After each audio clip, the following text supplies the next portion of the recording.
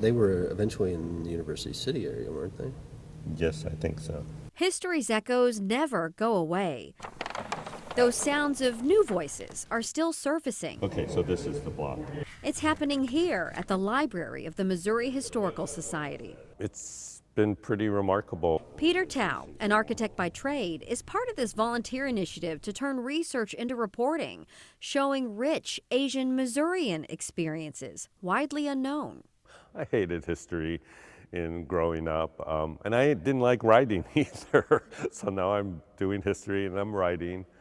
I think when you learn these stories, and if you can get it so that it's relatable, they really become very important to enriching your own self. So this is Hop Leong, and this is in the blog.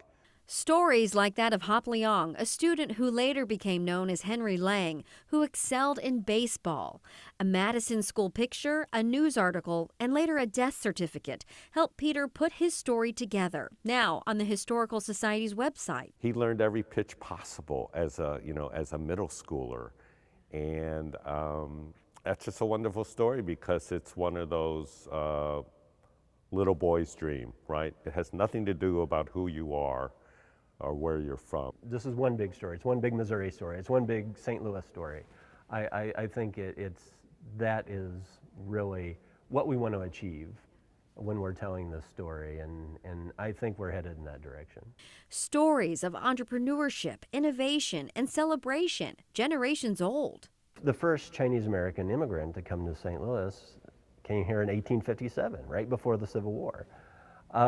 And I don't think people quite understand how that community really developed. Community that deserves a place in history, not to show differences, but to contribute to its belonging. These are intended to be human stories so that you can actually remove who they are from a look.